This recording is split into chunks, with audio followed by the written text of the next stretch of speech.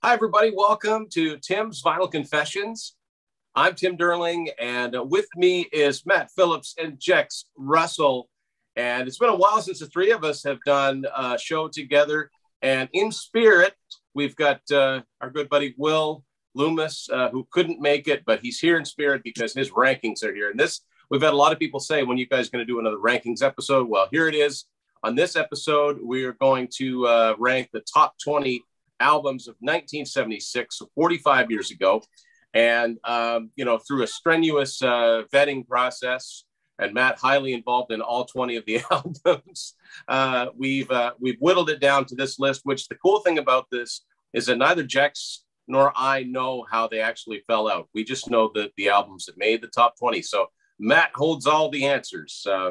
So we're going to talk about each one as it goes along, if we can, and see how it goes. And since it's my show and I'm still promoting Unspooled, an adventure in 8 tracks, whenever possible, I'm going to talk about the album in question in 8-track form. And a quick shout out and a quick thank you to everybody who's supported the book so far. As of you watching this, get a little less than a week. If you want to get one, don't get left out. I don't know if we'll be doing this again. So get your orders in before October 23rd. So, okay. So now we're going to get started. 1976, I think a pretty good year in music. Maybe, I don't know if it's the best year of the 70s, but a lot of great albums came out, and a lot of our favorite bands were just starting to catch on. If they'd started 2 or 3 years earlier. That's what I found about this anyway. So let's get started, Matt. Numero 20.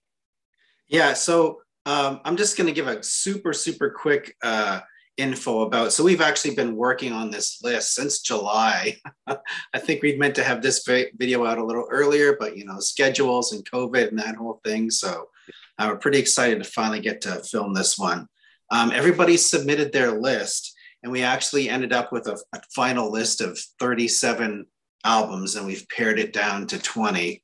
And we might do a few little honorable mentions at the end, but let's go right with number 20. And oh, guys, somebody just walked in.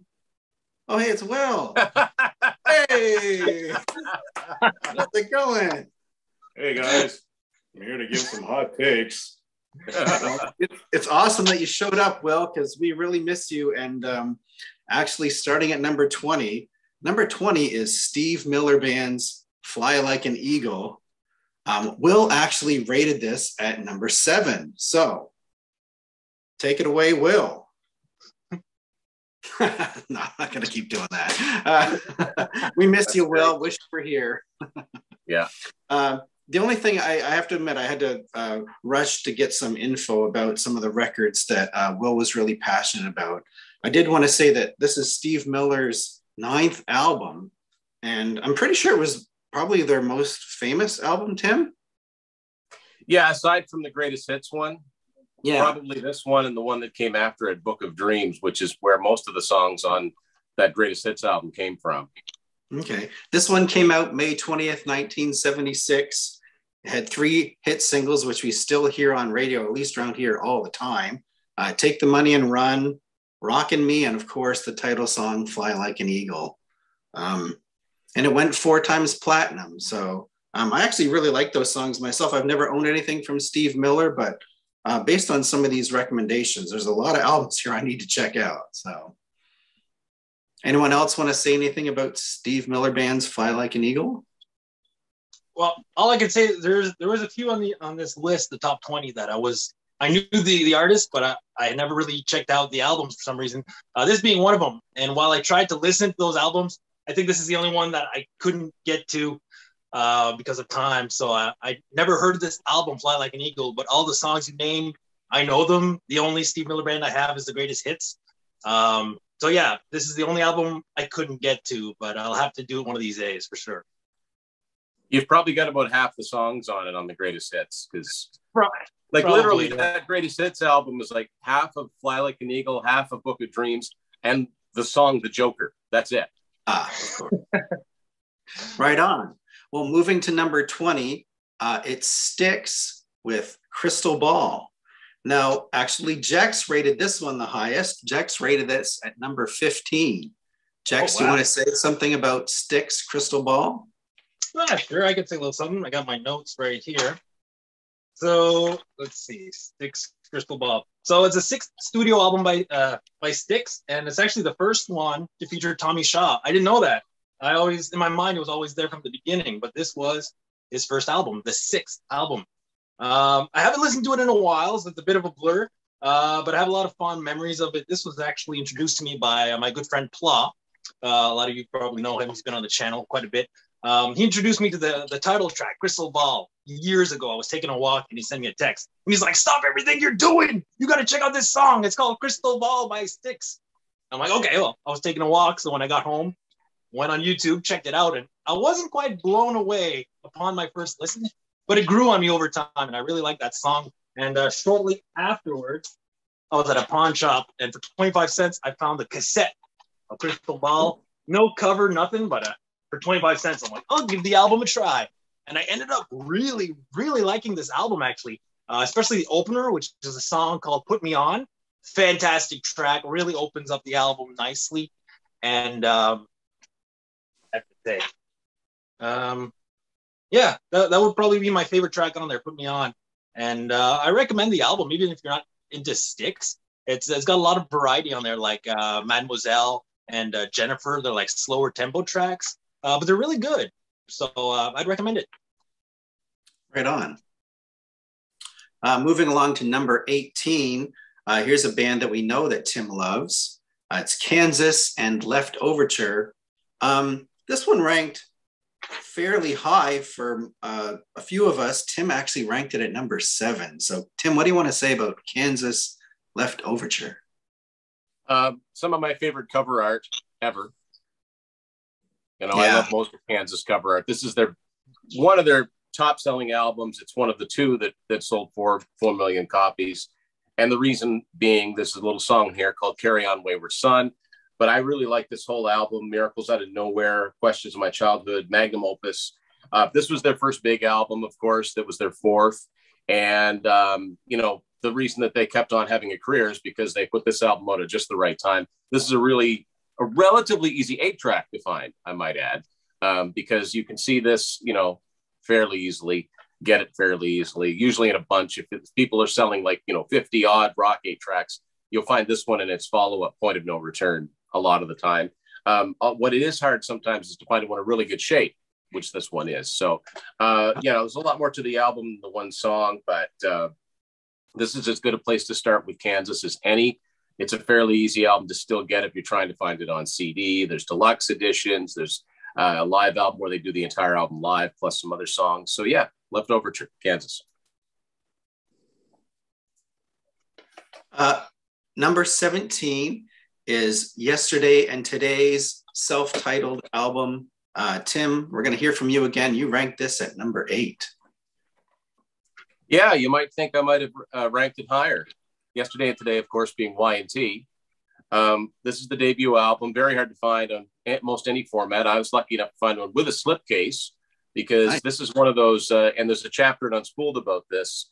Can't think of the life of me what we called it, but I called them naked 8-tracks because you'll find them sometimes that look like this, and they're real, they're authentic. They've got a record label on them. This is on London Records, but no cover. Well, that's because they would have come with a slipcase with the cover art on it, and the slipcases tended to get tossed. So, this is where it all started for them. It wasn't a big album. They were on London Records, which is kind of a crappy label to be on. There's a couple songs on here that went on to have quite a bit of life in their live sets, 25 Hours a Day being one of them, and the other one being Beautiful Dreamer. But what's good about this album is it's very, very raw production on here. And if you're a drummer, I would recommend listening to this for Leonard Hayes' drumming, because his trademark was that it sounds like he would be doing these double bass drum rolls with his feet, but he only played with one foot, one pedal. It's pretty amazing the stuff he was able to do. And there's a great live energy to this album. Some have called it, Martin Popoff for one, have called this the spiritual grandfather of the first Van Halen album because of its live off the floor approach. Even Lars Ulrich was a fan of these guys in the early days, as evidenced on, you can see that on the Y&T documentary. So I don't know if this is where I'd start with Y&T, but they definitely didn't start off, with one. Some bands, it takes a while for them to actually get really good. right off the bat, these guys come charging out of the gate, and it's a loud, raucous rock album from 1976. Nice. Number 16. Oh, go ahead, Jex. I was just gonna say a little word. This is one. This is another one that I wasn't familiar with, despite being familiar with the band YNT. And I'm the guy who crams for a test the night before. So last night I really meant to listen to this, but with the kids, my youngest wasn't sleeping, so I didn't quite get to it, except for the first 2 tracks, "Animal Woman" and "24 Hours a Day." And I really like what I heard, so I'm gonna have to finish this album soon, because I was familiar with Mean Streak, Black Tiger, In Rock We Trust, the later '80s YNT. Yeah. But this is just as good, in my opinion, from what I heard. It's just straight up rock and roll. And Dave Meniketti's vocals, really right out of the gate, that's what spoke to me. I'm like, the guy can sing. So he traded off a lot of vocals on this album with bassist Phil Kennemore. Now, Phil Kennemore didn't have that great a voice, but what I noticed the first time I heard "Animal Woman," well, maybe not first time I heard it, but the more I, listened to it, and then I started getting into Kiss, I thought, this kind of reminds me of an early Kiss song when Paul and Gene would trade off vocals, which is kind of the similar setup in the band. It's just the way it worked out, where you had a singer that played guitar, a bass player that played guitar, and they were the 2 main vocalists. So, yeah. And speaking of mid-'80s YNT, anyone who's got their live album Open Fire knows 25 Hours a Day. Although they added a chorus to it sooner, which I think makes it better. But yeah, the original version's on here. Awesome. Our number 16 is Dreamboat Annie by Heart. And Jex rated this one at number 16. Well, here it is, Heart. There you go. Cool. This is actually the only Heart I own. Not a huge fan, but there's no denying that this album it's a fantastic album. I have also the CD, which is not the easiest CD to find. I believe it's been discontinued. This is on Capitol Records. And yeah, I think it's a great album. You hear the hits all the time. Crazy on You, Magic Man, but this album is so much more than that. It was their debut, and what I should mention, some people are probably wondering, wait, wasn't this released in 75, you guys? Well, yeah, in a sense, yes. In Canada, it was released in 75, but in the US, it was actually released in 76, February 14th, 76, which if you think about it, Valentine's Day. Valentine's Day, yeah. Hearts. Yeah. I don't know who was in charge of marketing, but I hope they got a raise, because that's pretty brilliant. Yeah, it was originally put out by a little Canadian record label based out of Vancouver called Mushroom Records. There's also an Australian label called Mushroom Records, so not to be confused. But yeah, there you go. Neat. So Mushroom put this out. They also put out an album called Magazine, but there's a story behind that. That was like supposed to be the second one, and then they switched to CBS, and there was litigation and all that. Yeah, 2 big hits off this one, Magic Man, Crazy on You.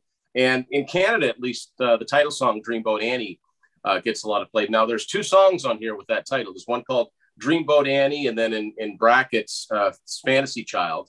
And then there's Dreamboat Annie Reprise. It's the reprise that gets the airplay, which is kind of an all-acoustic number. As a matter of fact, a couple of years later, Kansas borrowed a few of those chords for Dust in the Wind. I don't know if that was intentional or not, but it's like a little A minor finger picking exercise. And if you're like me and ever worked in radio back before, everything was really highly programmed, if you needed a 2-minute song to get you to the top of the hour, it was either We Will Rock You, Traveling Band by CCR, maybe Lady Madonna by the Beatles, or if you need some CanCon, Dreamboat Annie, because the first couple of Heart albums, they were still half based in Seattle, half based in Vancouver. So those first couple of Heart albums classify as Canadian content, which is kind of weird. Sing Child Sing is another, I think it's just called Sing Child on here. Really, really good rocker on here. These, they rocked, they rocked fairly heavy for a band coming out of 1976. And eventually this was picked up by Capitol Records and redistributed. So yeah, a good start. And really probably one of their best albums from start to finish. Right on. Awesome info, Tim. The next couple of albums that we're going to talk about, actually Will ranked these the highest. Hey, Will. Number 15 is Blue Oyster Cult with Agents of Fortune. Will put this in his top 10. He actually ranked it number 9. Oh, there's the artwork. So this is Blue Oyster Cult's 4th studio album. Came out May 21st in 1976. And of course, I'm pretty sure everyone's heard the 3rd song on the album, Don't Fear the Reaper.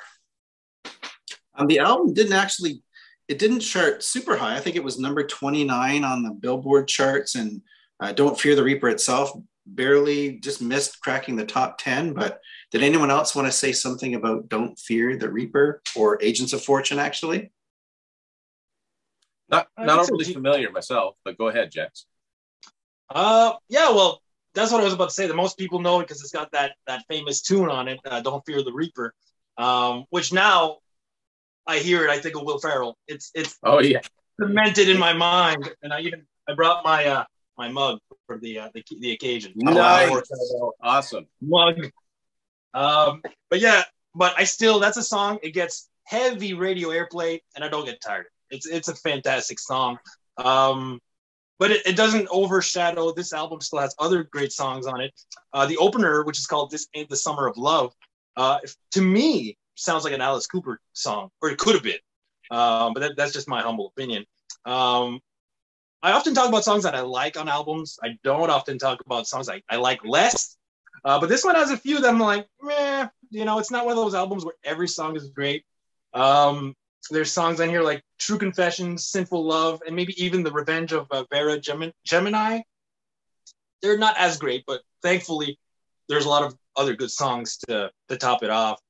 Songs like ETI, Extraterrestrial Intelligence, Tattoo Vampire, and Morning Final, just to name a few. So even though they're not all winners, it's still a fantastic album, in my opinion. Right on. Going to number 14 is the 2nd studio album by a band that was originally called Ritchie Blackmore's Rainbow. And I guess they just shortened it to Rainbow. Will actually rated this at number 12. It's Rainbow Rising. So this is their 2nd studio album. Came out on May 15th of 1976. And to be honest, I'm not really familiar with these songs, even though I know that Rolling Stone and Kerrang have all at some point ranked this in the top 10 heavy metal albums of all time, or top 10 albums that you need to hear before you die. Does anyone have any thoughts on Rainbow Rising? I actually only have this on CD, and I'm a little contrarian in that my favorite era of Rainbow is the Joe Lynn Turner era, which is the radio-friendly era, but that suits my personality. And that's why I've got the early Rainbow albums. I'm not the biggest, I recognize Ronnie James Dio as a fantastic vocalist. As a person, I'm not overly goth. So while I recognize the talent though, and this is a really good album. I mean, this is a really strong, heavy album for 1976. Martin Popoff has often said that, I think he was about 12 or 13 when this came out. And he said it was the first album where there were no ballads on it at all. No mellow songs. It was all heavy. And excellent cover artwork. And if you recognize maybe the flair to the cover artwork, you may recognize the name Ken Kelly, because he designed the front cover artwork for another album, which I'm sure we're going to get to. So I'm not going to name it just yet. For some reason they, Ritchie Blackmore's Rainbow, that's just a messy title, but he, being full of himself, I think wanted to make sure people knew, yes, this is my new band after leaving Deep Purple. And this maybe has the classic lineup to many. And sadly, 3 out of the 5 members of this particular lineup are now dead. So you've got, of course, Ronnie James Dio on vocals, Ritchie Blackmore on guitar, the late Cozy Powell on drums, the late Jimmy Bain on bass. His death was a very, very tragic story. Anybody knows that he died on the Def Leppard cruise. That was him, because he was a member of Dio. He was also a member of the Last in Line, which was Vivian Campbell's and blah, blah, blah, blah, and all that. And keyboard player Tony Carey. So Tony Carey and Ritchie Blackmore, the only surviving members of this. And the best known song on this is probably Stargazer, which is kind of an epic. I think it's 8-9 minutes long. There's an orchestra on it. Dream Theater did a really cool version of it. It's a good album. Not the easiest thing to find on any other format but CD. You're going to pay a little bit for it, because none of these albums went gold or platinum or anything like that. At least not in North America, but they've got the respect. Like this got a big time cult following. I'll say a quick word about that one is this is one that I actually overlooked for years, which is odd because I love Ronnie James Dio, his work with Black Sabbath and Dio as well, and Richard Blackmore. I like Deep Purple, and I knew this is something I'd like, but so many albums, so little time, right? So this is actually, I listened to it in preparation for this, and I agree with everything Tim said. It blew my mind. Like every song just seemed to get better and better.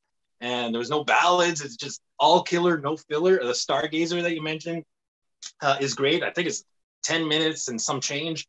And it's relatively short. It's only got 6 tracks, clocking in at about 33 minutes, but not a second is wasted on it. It's I really enjoyed it. I don't have it on any physical media, but I'm going to have to get a copy somehow because I really enjoyed myself.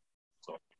You can usually find, and as I did, you can usually find the CD at Sunrise, like in the 2 for $10 section.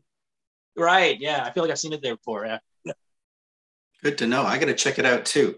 The next 2 we're going to talk about, actually, Jex rated both of these the highest. So we're at number 13. It's Judas Priest, Sad Wings of Destiny. Jex actually rated this in his top 10. He rated it number 7. So Jex, what do you want to say about Judas Priest?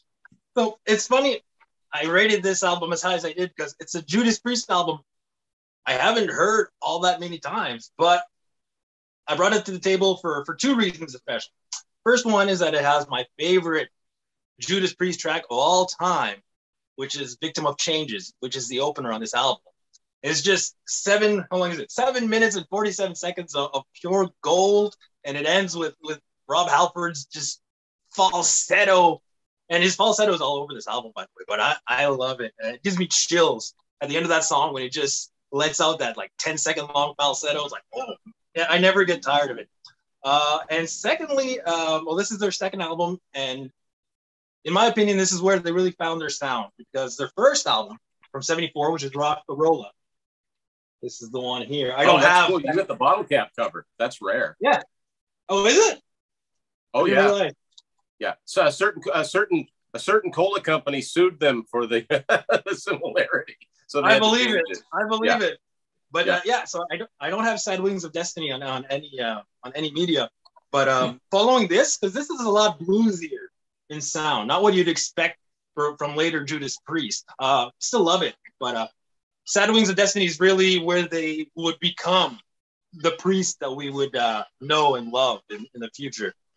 And it's definitely early heavy metal at its finest. There's a beautiful instrumental piano number, which is it's very peaceful. It's called Prelude, and you wouldn't really expect that from Judas Priest, but somehow it fits. And then it just kicks into a song called Tyrant, which is just a face melter. So yeah, if you like Judas Priest, like this is where they became Judas Priest, in my opinion. That's got the Ripper on it too, doesn't it? Yes, it does. Yeah. Yep. Yeah. Number 12, we're going to hear from Jex again. It's Thin Lizzy's Jailbreak. And Jex actually rated this one pretty close to the last album. He rated this at number 9. So just cracked your top 10. So Tim has the 8-track. I have the CD. I have the cassette. We're all set. Nice. Don't see Thin Lizzy cassettes that much. Sorry? You don't see Thin Lizzy on cassette that much. I don't. No. This is courtesy of Dexter's Flea Market. Gotta love it. Nice. Cool. So yeah, Thin Lizzy. This is actually all I own from them. And this is probably their most successful album. Maybe. Don't quote me on that, but absolutely it is. Yeah. Yeah, and I love it. I discovered this when I was a teenager. Well, I discovered the title track, Jailbreak, from a little movie called Detroit Rock City, which I trust we've all seen. We're all Kiss fans. Yep. And this song, Jailbreak, is in that movie. And the way they used it, and it's edited in the film, it really caught my attention. Like those starting notes, you see a close-up of a character with every note. So it's like, da, yeah. da, da, da. Yeah. And I was like, that's when they busted out of the school, wasn't it? Yes. That's exactly right. Yeah. And it just spoke to me. I'm like, hey, what is this song? So eventually I found out it was Thin Lizzy, and shortly after I found the cassette. And it's probably got two of their better known tracks. So Jailbreak is one of them, and of course The Boys Are Back in Town, which are great songs. Again, they get played on the radio, but I don't get tired of them. Personal favorites for me are Warriors and Emerald, which if you listen to it on vinyl or on cassette, those are the songs that end each side. And they just end the side so beautifully. Like the flow on here, like the track listing is perfect. It's not something I say often, but it makes a difference. Like someone's got to be in charge of what order are these going to go in, and whoever did that here, well, they did a great job, because the track listing is beautiful the way it is. So yeah, I think that's all I have to say about Jailbreak, but just a fine album. Yeah, I'm just getting started really with my Thin Lizzy collection. They're a band that just about a lot of bands that I love are one of their favorite bands, from Def Leppard to, you name it. And the first time I heard The Boys Are Back in Town was Bon Jovi's version, because that was the song that they covered in 1989. Well, actually, they recorded it on the New Jersey sessions, and it appears on the deluxe edition of New Jersey. But it appears on the Stairway to Heaven, Highway to Hell album, which was artists that, the whole concert over in Moscow, the Make a Different Drink Foundation, where everybody on the album covered a song that was performed originally by someone who had passed away from drug or alcohol abuse. And of course, Phil Lynott lived very, very hard right up till the end. He died very young. He died in early 1986. I think he was only 36 years old. And this was their biggest album because it had The Boys Are Back in Town on it. If you're a Kiss fan, if you're familiar with Ace Frehley, you'll know the song Emerald, because Ace and Slash team up to do a very cool version of that on Origins Volume 1. It's very faithful to the Thin Lizzy original. Now, I've got the 8-track. The 8-track, the track order, there you go. Track order is mixed up completely, as some 8-tracks were. But yeah, I agree. Warrior. And here it says Warriors, but I think that's wrong. It's supposed to be just Warrior singular. And Emerald are two of the heaviest songs on it. And the title song Jailbreak, yeah, it's awesome. It's one of my favorite two songs from the 70s called Jailbreak. So there you go. Well, we've almost cracked our top 10, but before we get there, we're going to talk about an album that was a follow-up to, I think, maybe this band's most famous album. Number 11 is Queen with A Day at the Races. Unsurprisingly, Tim ranked this at number 10. Tim, do you want to talk about A Day at the Races? Yeah, I mean, this is still Queen's golden period where, they could really do no wrong. Starting with Sheer Heart Attack, they became one of the biggest bands in the world. And this follows up A Night at the Opera, which is like the brother or sister album to this, because even down to the cover art, it's a reverse image. You've got, the Night at the Opera was a white album cover. Other than that, it's pretty much the same imagery. And by the way, each of these symbols, like the bird, the lion, they're all based on the astrological signs of the four band members. That's how they came up with this. This album, to me, pales a little bit in comparison to the albums before this and the two or three albums after this. But that doesn't mean it's not good. But normally I would rank the Queen albums higher than number 10. This is a great album. The two biggest songs off this, the best known song is probably Somebody to Love. The other well-known song is Tie Your Mother Down, which is a famous, a lot of bands have covered that one. Lynch Mob did it. And there's a version on a Queen tribute album with, believe it or not, Ted Nugent on guitar and Lemmy on vocals. Lemmy sounding exactly like Freddie Mercury. Yeah. A really heavy tune on this called White Man, which brings me to one of the, a lot of people have said this about A Day at the Races, that it kind of lines up with the songs on Night at the Opera, almost song for song. White Man sounds an awful lot like the Prophets song from A Night at the Opera, both heavy sort of epic songs written by Brian May, but still very, very good. Roger Taylor contributes another waltz tempo song on here, as he did with I'm in Love with My Car. On this album, there's a song called Drowse. The Millionaire Waltz on here sounded like Freddie was trying to have another stab at a Bohemian Rhapsody type of song. And usually when bands do that, the second time around is not as good as the first, although there's still some great songs on here. You Take My Breath Away is a gorgeous ballad on here with some really cool production tricks. This was also the first two albums they did in that run where they didn't have Roy Thomas Baker producing. They produced it themselves with their engineer, a guy by the name of Mike Stone, who would go on to become a famous producer in his own right. So a fine album. I just think it was, when they'd hit such a colossal, impossible to follow up thing with Night at the Opera, because it was such a masterpiece. If it's a 9, it's still a really solid 9. So that's why I ranked it where I did. Well, we're halfway there. We're already into our top 10 now. And both Will and I ranked this one fairly similarly. I ranked it at number 9 and Will ranked it at number 11. So number 10 is ZZ Top's Tejas. And I'll just give you a little bit of info about that album. It's their 5th studio album. Of course, that word Tejas is from a language called Caddo, which means friends. It's the original origin of the name of the state they're from, Texas. So Texas Tejas. So a little bit of info. ZZ Top were just wrapping up their really well-known worldwide Texas tour. They finished that up in December of 1976. They released this album just a month before on November 29th. In doing a little bit of research about this album, I was like, why don't I really know a lot of these songs? It's not one of their most critically acclaimed albums. It did go to number 17 on Billboard, and it was a gold album. But I really like the kind of chill vibe on most of the songs. I think if the production was done a little bit differently, a lot of these songs could sound a lot heavier, but I like songs like Diablo that kind of makes me want to just throw the record on and go for a drive out in the desert. So does anyone else have anything to say about ZZ Top's Tejas? This is one of my naked 8 tracks. And this looks very, very much like the Y&T because they're both on London Records and they both came out in 76. So this is missing its slipcase. Yeah, the highest charting song off this is the opening track called It's Only Love, which reached number 44 on Billboard. So it almost cracked the top 40. But Matt's absolutely right. I love the cover art. It looks really cool on vinyl. I should have done my vinyl one. But you look back at a lot of, like, the first 2 ZZ Top albums didn't really have any hit singles off them. But after that, Tres Hombres had LaGrange, Fandango had Tush, DeGuelo had Cheap Sunglasses.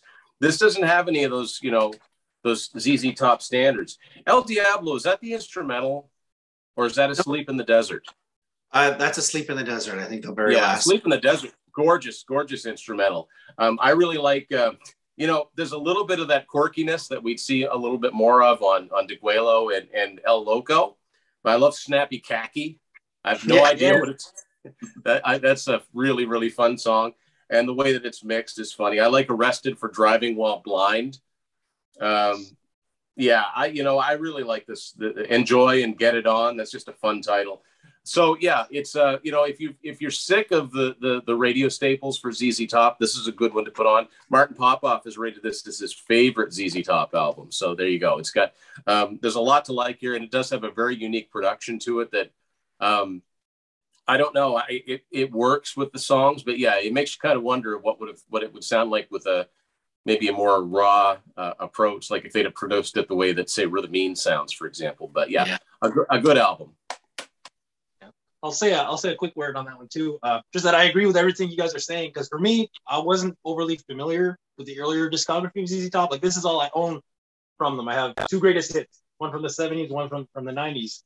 So I don't have any full-length albums. And neither of those have any songs. Neither of those have any songs from Tejas. Exactly. Yeah. Exactly. So I actually took the time and I checked out the album the other night in full. And like Matt is saying, it's a lot more chill than the rock and roll that would later release on Warner Brothers, but it's a lot bluesier. But I liked it. For the most part, I really liked it. You mentioned Snappy Khaki. That's one that I have here as one of my favorite tracks. And I really liked Pan Am Highway Blues, which is a really rockin' blues track. So yeah, I just wanted to say that this one was new to me, and I like what I heard. Right on. So number 9 and number 8 are both by the same band. And I'll need you guys to clarify something for me on the actual release date of these albums. I don't own them myself, but number 9 is AC/DC, Dirty Deeds Done Dirt Cheap. Jex rated this, it just barely missed his top 10 at number 11. Dirty Deeds Done Dirt Cheap. Did that actually come out in 1976? Yes and no. Yes and no. Here's how that went. That's actually the 3rd Australian album for AC/DC. And the track listing is a little bit different than what we're used to. For example, and I referenced this song earlier, Jailbreak is on the Australian version of Dirty Deeds Done Dirt Cheap, as is a song called R.I.P. Rock in Peace. And that's kind of the mess of the early AC/DC albums before they signed to Atlantic. And it wasn't released in North America until early 1981. And it was put out, there you go, yeah, love Jailbreak. And it was put out in the wake of Back in Black's huge success. But it was put out before For Those About to Rock. And Atlantic were kind of coy about how they marketed it. And they didn't exactly market it as an album of older material. So a lot of people, like, this album is at something like 6 times platinum in the US, which is crazy considering all of those other records like Let There Be Rock and Power Age and, even Highway to Hell. Like, they didn't, well, maybe Highway to Hell, but not Let There Be Rock or Power Age, like, because it was coming off the success of Back in Black. So a lot of people went out and bought it. And the title song, Will's favorite song ever, went all the way to number 3 on the Billboard mainstream rock charts. And that's the reason that song became such a well-known song for North American AC/DC fans. Is the reason probably we all know it is because of this release, because the original release had a really bad hand-drawn cover, like pictures of the band, just really, really weird, right? But this isn't that great either. This is a Hypnosis album cover that it doesn't even have the right AC/DC logo on it. And I have a feeling that it was a leftover Hypnosis design that, say, Pink Floyd or Led Zeppelin or 10cc or somebody didn't want. And so 100%. they just slapped it on this, right? It's weird. Somehow it kind of works, there's kind of for one thing, it would look a lot better if they'd used the actual AC/DC logo. And, but there, so there's some great songs on here, but, Ain't No Fun Waiting Around to Be a Millionaire. I think when I was a kid, I didn't know what album it was. I just knew that there was this naughty song called Big Balls that came off of here. Problem Child, which strangely already appeared on Let There Be Rock. It's the exact same version. I don't understand why, because there were those other leftover AC/DC songs, which thankfully they compiled in later years on the Backtracks box set. So you didn't have to go find all of those original AC/DC albums. But it is a confusing history. I consider it to be the 3rd AC/DC album internationally and the 2nd one in North America. And if that sounds confusing, I think we're about to get to the second part of this riddle. Number 8 is AC/DC again with High Voltage. Jex actually rated this at number 6. He's pretty close to our actual overall rankings. Jex, you want to say something about High Voltage? Yeah, well, it's a lot of the same story as Tim was saying for Dirty Deeds, because this is their debut. Sorry, I took notes here. Hold on. It was released in Australia the year before, so it's kind of like Heart. It was released in 75 in Australia, and we didn't get it here in North America until 76. And other than having the same album title, they're both called High Voltage. Drastically different albums. I think there's only 2 songs that match up. Everything else is different. So it's basically a different album. The songs in common here are She's Got Balls and Little Lover appear on both versions of the album. And that's it. They even have different album covers. So the 4 other songs from the original Australian version would later make their way in America 8 years later on the 74 Jailbreak. So it's a lot of the same story as we're saying for Dirty Deeds. So at least we got the rest of the Australian album. Just it almost took a decade for us to get it here in North America. So yeah, but all that aside, all the technicalities put aside, it's a great album. No matter what version you're listening to, I have the North American version. I like it a lot. If I would have just one beef, it would be what is with the bagpipes on on the opening track. It's a long way to the top if you want to rock and roll. And I just recently found out that was Bon Scott on the bagpipes. I had no idea all these years, but every time I hear it, I'm like, it almost ruins the song for me. I'm like, I could have done without them. I've had, I don't know what it is with luck, but everywhere I've lived, there's always been someone who plays the bagpipes. I don't know why. I generally don't like the bagpipes, but in this song, that's kind of part of the hook for me. Okay. Isn't that weird? A lot of it has to do with the heritage of not only Bon Scott, but the Young brothers too. Both of their families emigrated to Australia from Scotland. Like inside the box set Bonfire, there's an old photo of Bon when he was just a little boy with bagpipes. So, And I respect that. That. It's different. It's very shrill and high up in the mix too. But it's kind of funny when it starts trading off the same notes with the guitar too. Yeah. Well, here's what I pictured to take it back to the more cowbell in the Blue Oyster Cult. I picture that happening in the studio for AC/DC. And the producer, I'm not going to attempt an Australian accent, but he's like, all right, we need more bagpipes. We need more bagpipes. Yeah. I got a fever. So that's pretty much it. That's a great album. Yeah. High Voltage, the North American version, is probably one of my favorite AC/DC albums. I really like it for the early material. But just to piggyback on what Jex already said, which all of that is absolutely spot on. So AC/DC's first album, High Voltage, in Australia has like a hand drawn, again, like not animated, but a cartoon drawing of like a power station or something, or and a little dog pissing on it. Almost completely different track listing. And it's got that love song on there, which is like a ballad, which is really, really strange. So the album most of us know as High Voltage.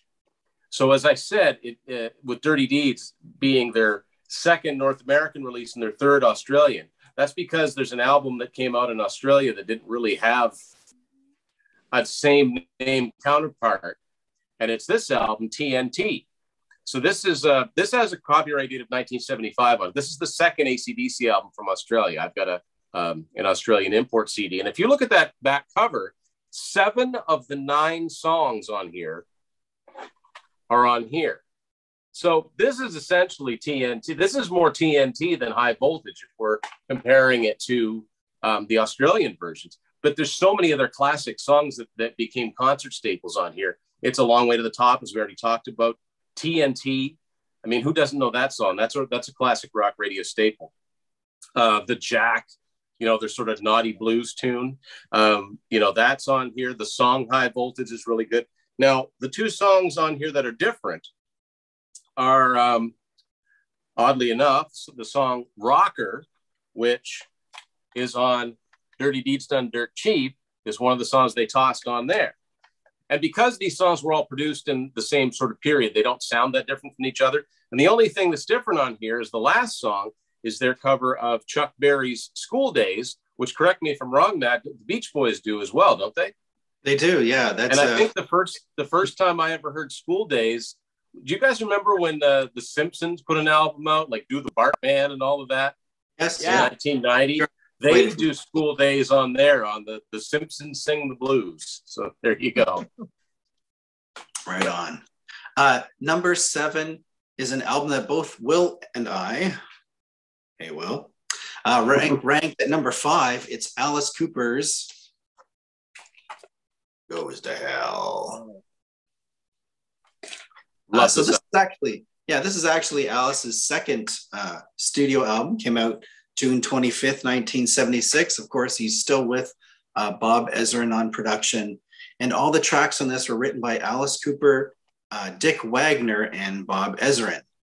Now, I know the tour for this album was canceled because Alice was suffering. I guess he wasn't really taking care of himself.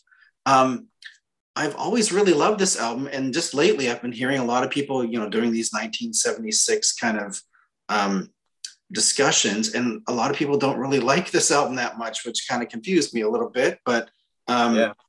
I do find that thunderous opener, Goes to Hell, doesn't really sound like any of the other songs on the album. I don't know why, but it does have, I believe, does this have one of his biggest singles, Tim? I Never Cry. Was that like his biggest?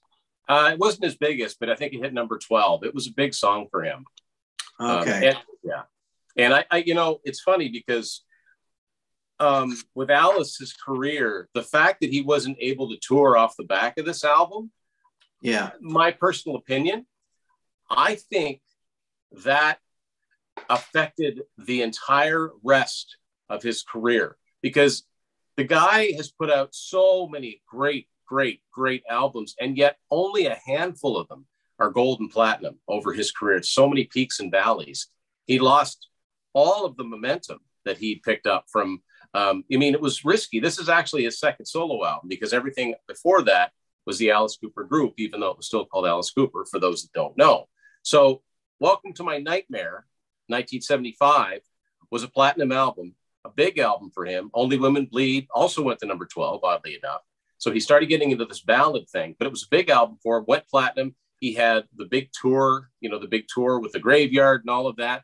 He had the TV special with Vincent Price. He was doing really, really well, breaking away from the Alice Cooper band. In a lot of ways, this, I don't know if it's not an equal to Welcome to My Nightmare, I might like it a little bit more. It's very much a sequel. It's kind of a sequel. They're still talking about Stephen, this character of Stephen. But the fact that he didn't tour behind this, it only went gold. And he never had another gold or platinum album in the States until Trash, 13 long years later. And like I said, even though he still had continued to have some songs in the singles charts, he never had another gold or platinum album, except in Canada, oddly enough. Lust the Fashion went gold because Clones was a fairly big hit up here. And the two MCA albums, Constrictor and Raise Your Fist, both went gold up here too. I guess we just know our stuff. But anyway, Go to Hell is a concert staple for Alice. I think it was the second or third track he did the first time that I saw him. So when Matt and I saw him in Bangor in 2000, and it's so much heavier live too. Really, the only other rocking song on here is the song Guilty, but it's not heavy. It's more of a party type of song, but it's got such cool songs on it. He's got a disco song on here called You Gotta Dance, which is a lot of fun. I love the I'm the Coolest, which is supposedly the devil singing it. Did you know, folks watching this, originally he wanted Henry Winkler to do that part? Didn't we meet? Give the Kid a Break. Wish You Were Here. I love that one. I love the humor behind that. It's, he's in hell, right? He goes, having a hell of a time, my dear. Wish you were here. I love that one. I Never Cry was the biggest hit off of here. And when Matt and I saw him in 2006 in St. John, he sang that. And I remember thinking, wow, he sang that really, really well. Because it's just basically acoustic guitar and vocal. So if you're not up to speed vocally, everybody's going to know it. You got nothing to hide behind. But yeah, I love this album. This is great. This is one of my favorite Alice albums from the 70s. I'll say a quick word. This is another one that I wasn't familiar with. Did we lose Jex? Oh, Jex, you're freezing. And he's back. Are we good? He's back. Okay, the man behind the mask. There you go.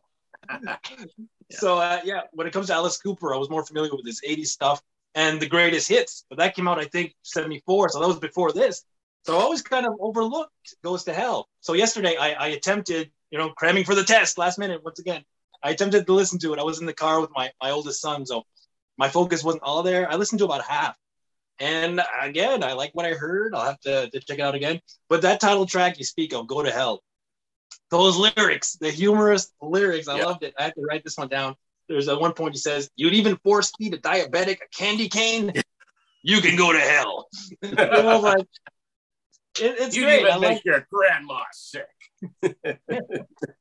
It's I like what I've heard. I'll have to check it out in more. Another thing another thing about this that's kind of interesting, and I don't know if it's because they couldn't get him to pose for a photo shoot, but this photo is actually taken from the inner sleeve of Billion Dollar Baby. So if you look at the band photo inside of Billion Dollar Babies, he's not green, but he's got that same expression. They blew it up and kind of took the detail out of it. So it looks super creepy, especially on vinyl. So creepy. Yeah. All right, we're at number 6. This is an album I would actually personally love to find on vinyl. I only have the original CD version. It's Led Zeppelin with Presence. And actually, Jex rated this at number 4. Jex, do you want to talk about Led Zeppelin Presence? Yeah, absolutely. I too only have the CD. What does yours look like, real quick? Mine has the Swan song. Same thing. Okay, cool. But yeah, so as hard as it is to pick a Led Zeppelin favorite, because all their albums have something great to bring to the table, I'd probably put this close to the top of my list. This I love this album front to back. It opens with the epic Achilles' Last Stand, which is a 10-minute and 22-second song. It's so progressive. And my favorites on here are For Your Life and Candy Store Rock, which are a little faster tempo. And this again is, I think it's Hypnosis once again doing the cover art. It is, yeah. You have the family around this sculpture or whatever, which is referred to as the object, which is meant to represent Led Zeppelin's power, or like their impact, their force. And it's back there again in what seems to be a classroom. And I love the stories that the cover art told back in these days. Like, you kind of had to figure it out for yourself. Although I think in the vinyl it was explained in the liner notes. But fantastic album. Plain and simple. I like it a lot. This is one of very few UK 8 tracks I have, and it's got the slipcase on it. It's on it. It's Swan Song, Atlantic, as all their other albums are.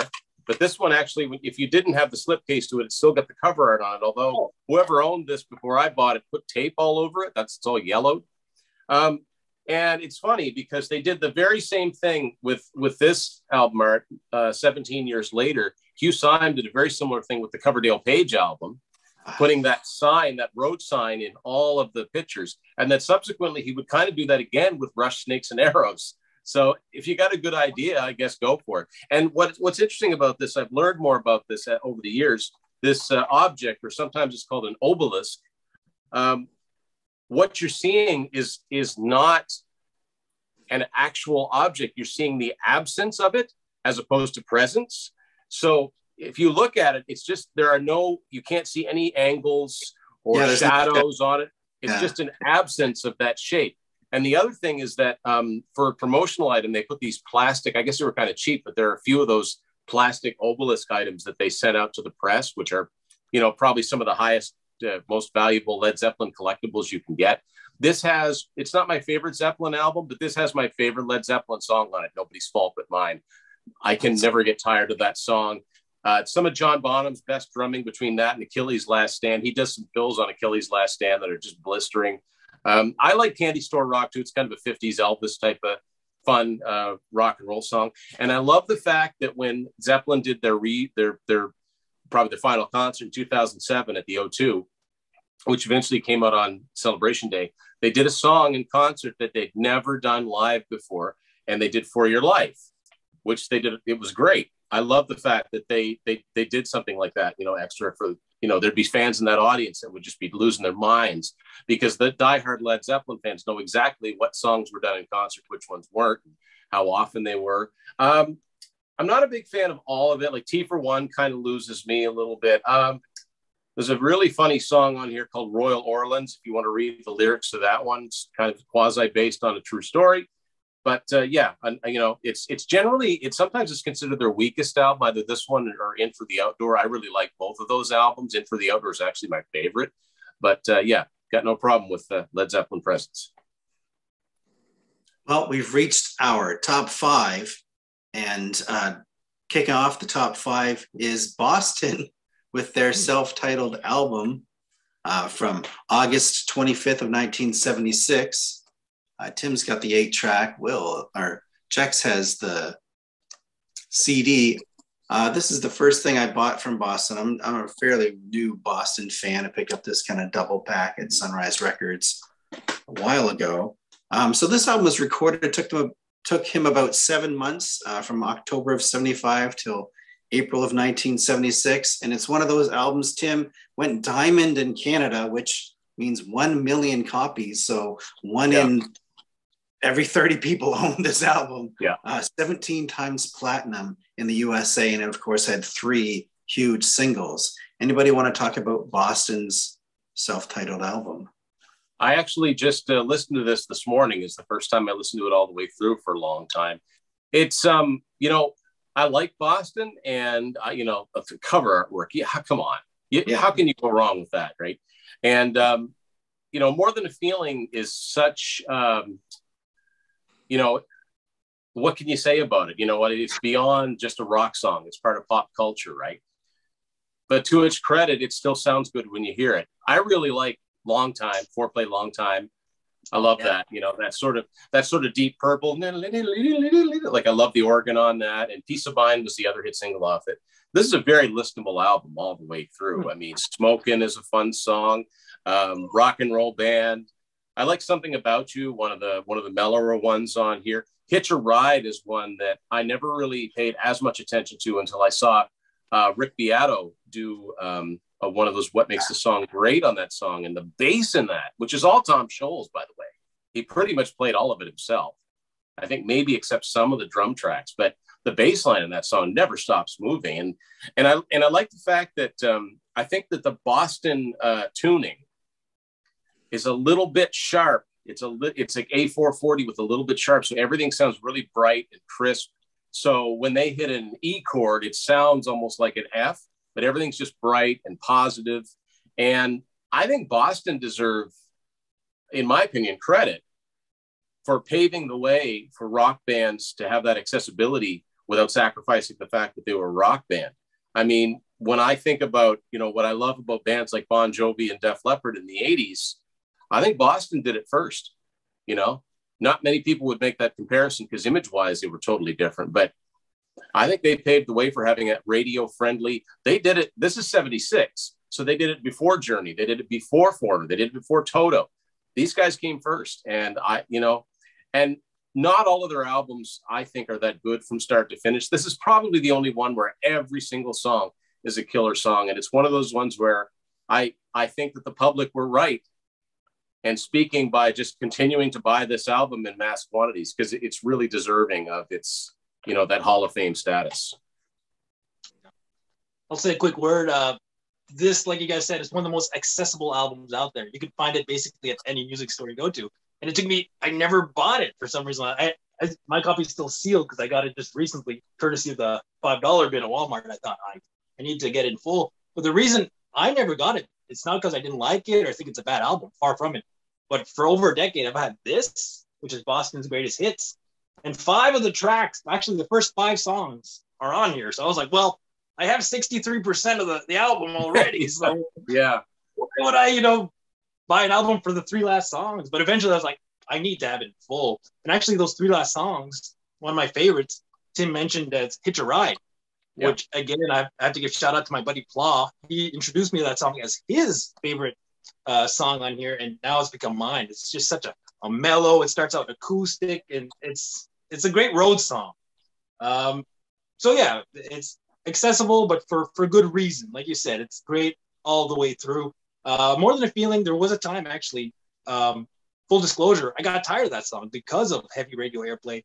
But after taking a break from it, now I'm back into it. I'm like, you know what? It's a great song. There's no denying that. So yeah.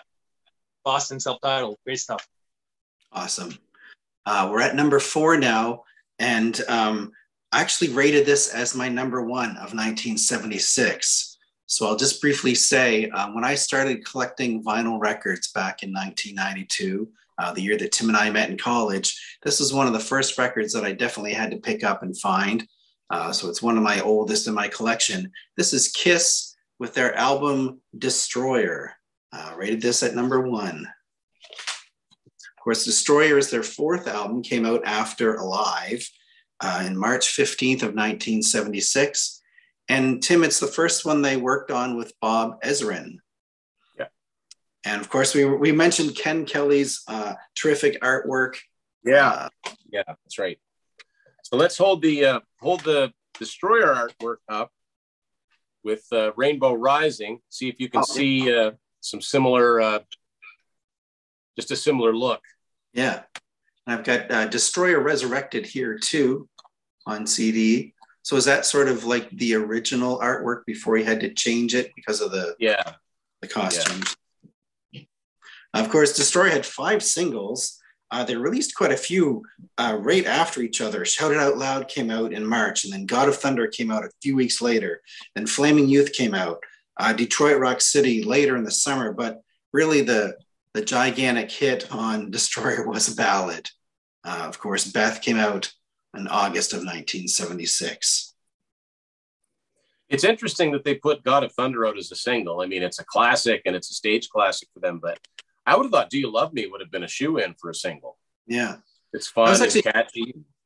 I was just surprised to learn that Shout It Out Loud actually went to #1 in Canada. It was even a bigger hit in Canada than Beth was. Yeah, yeah.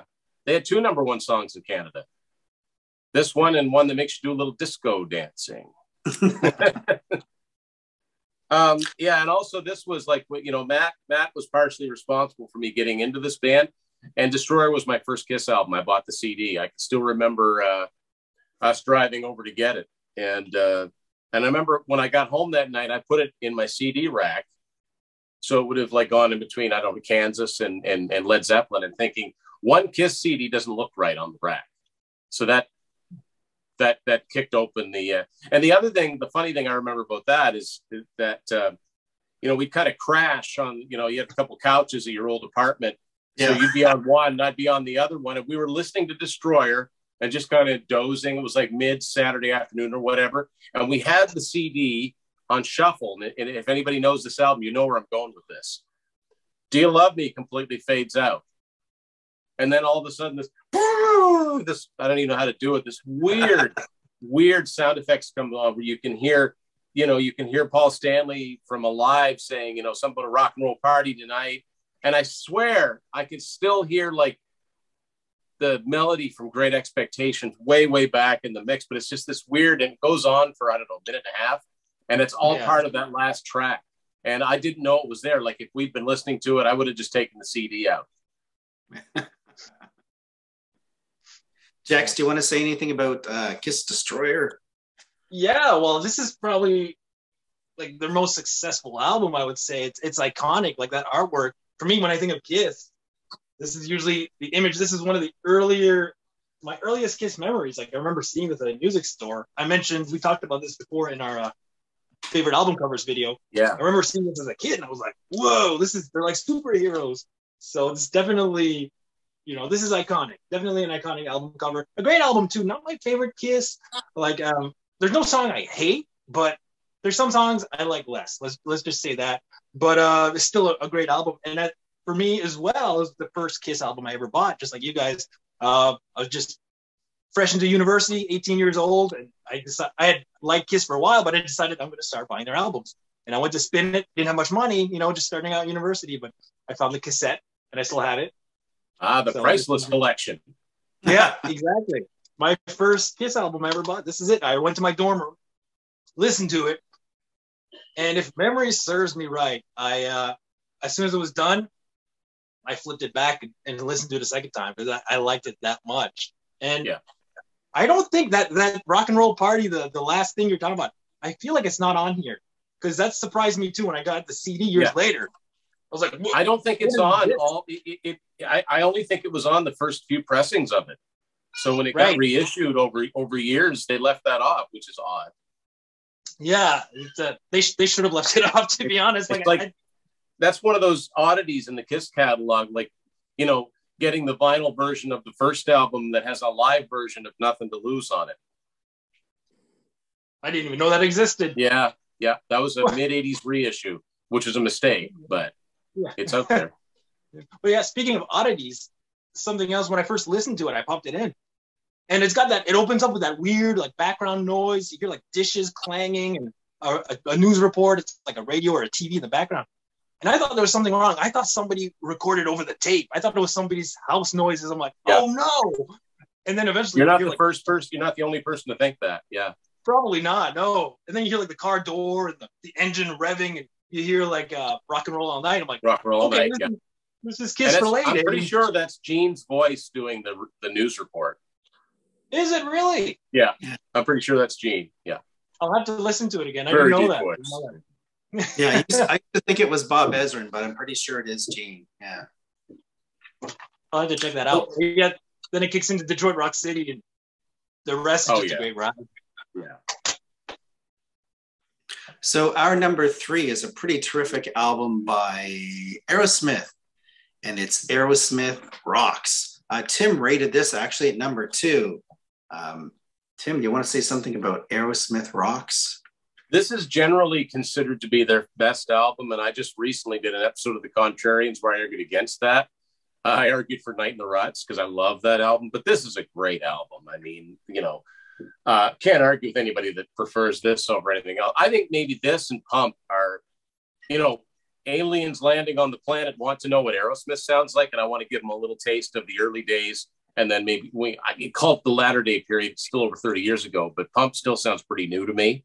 I think those two would be the albums that I would play for them. This had Back in the Saddle, which was a minor hit, but a major concert staple. Surprisingly enough, the most successful single from this is one that I very rarely hear on classic rock radio, is Last Child, kind of a funky song. It's got some of the heaviest Aerosmith songs ever. If anybody's a fan of Testament, they'll know Nobody's Fault, because Testament recorded that, I think, on their album The New Order in 1988, and didn't have to do all that much to it. Unlike a lot of Aerosmith songs, there's no funk, there's no R&B, there's no blues in Nobody's Fault. It is a metal song, courtesy of Brad Whitford. Brad Whitford tended to write the heavier songs. Get the Lead Out is another. It's kind of funky, but it's kind of heavy too.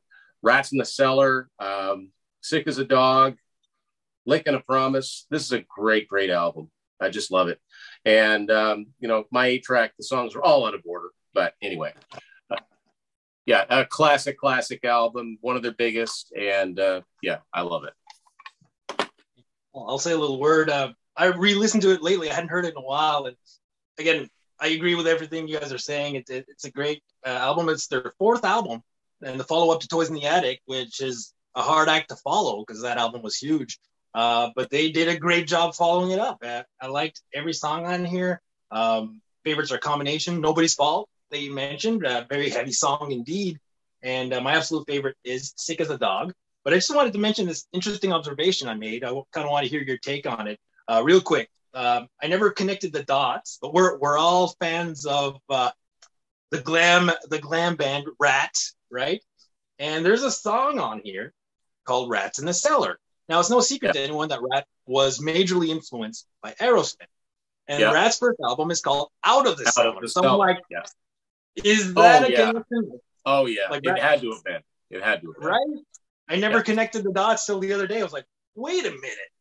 But, I had to mention that. It has to be intentional. So, other than that, fantastic album. I recommend it. Like I said, if someone's getting into Aerosmith and you want to give them something to listen to, Rocks is definitely up there. Yeah. Right on. We're at number 2, but actually Will rated this as his number 1 on our list. It's every Kiss. time. Yeah, Kiss with Rock and Roll Over.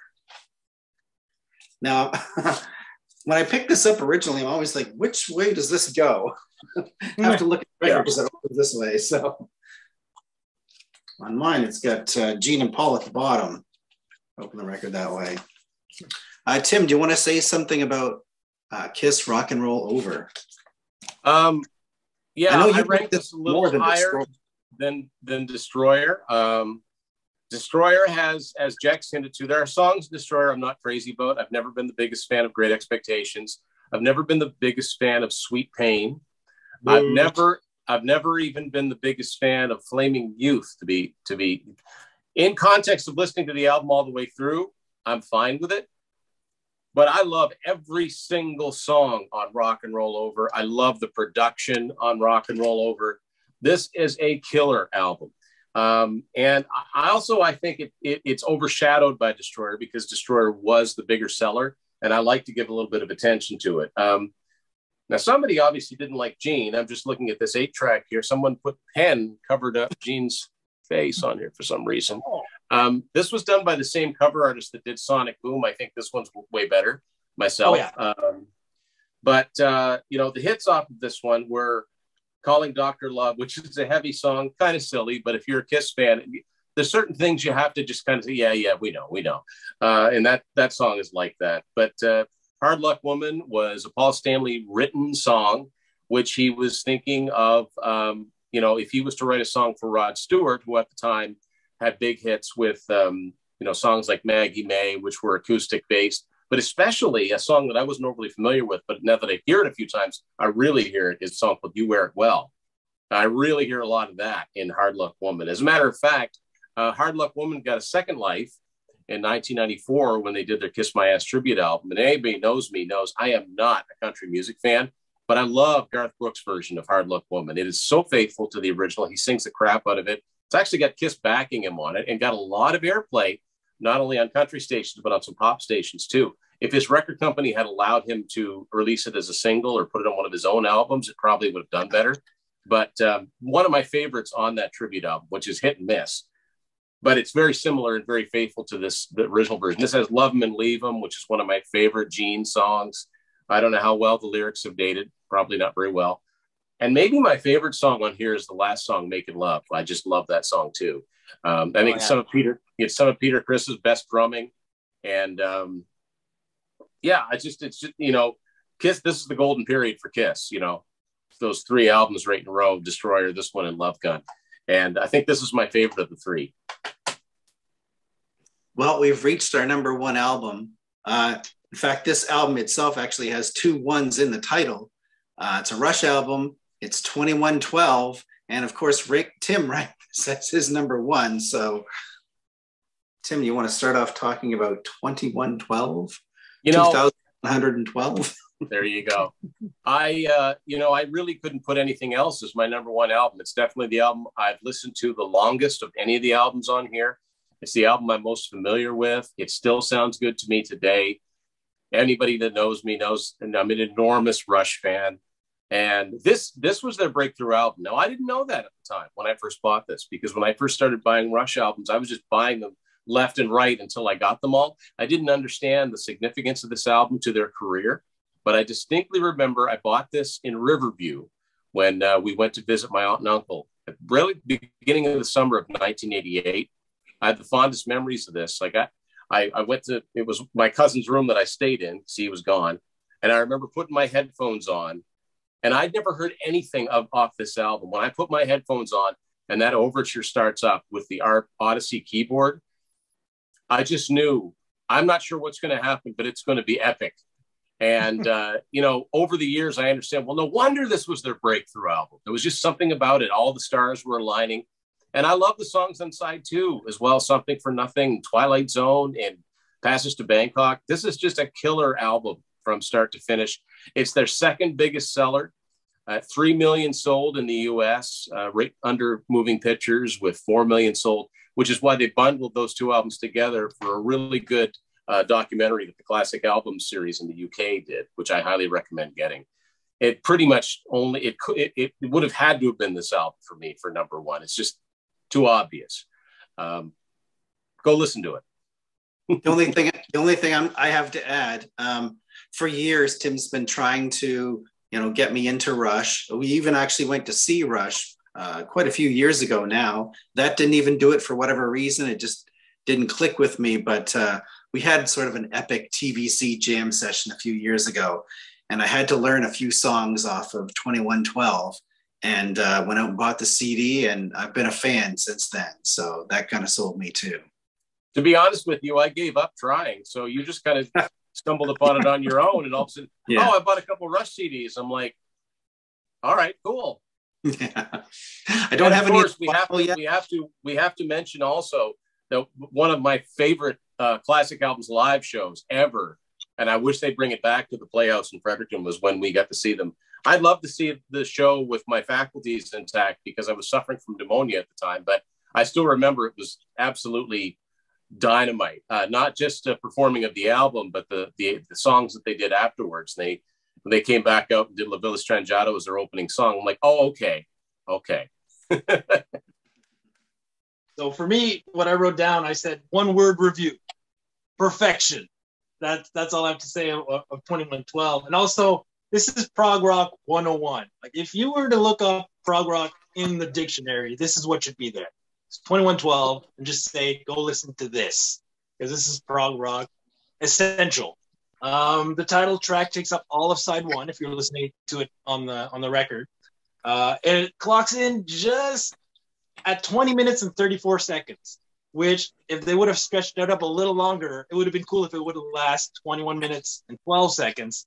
Add a few longer notes in there. Yeah. And for me, one of my favorites is A Passage to Bangkok, which, if you listen to the song, go listen to the song Indians by Anthrax, which is on their Among the Living album. Tell me there's no similarities. They're really? So similar. Okay. Yeah. Go check out the song Indians. If you haven't heard it, it sounds a lot. It's like down, down, down, down. Yeah. And Twilight Zone, Something for Nothing. There's no bad song. I love 2112. Yeah, we all rated it pretty highly. Tim rated it number 1. I had it number 4, and both Will and Jex rated it number 2. So okay, yeah, makes sense. Cool. Nice. That is actually our list of the top 20 albums. Here's the entire list, but our top 20 albums of 1976. I only had one honorable mention that I'd like to shout out, and I'm not surprised that it didn't get any other votes, because I think I'm the only person that's really into this band, especially enough to have their earliest material. But I want to give a shout out to Journey's Look into the Future, which was their second album on Columbia.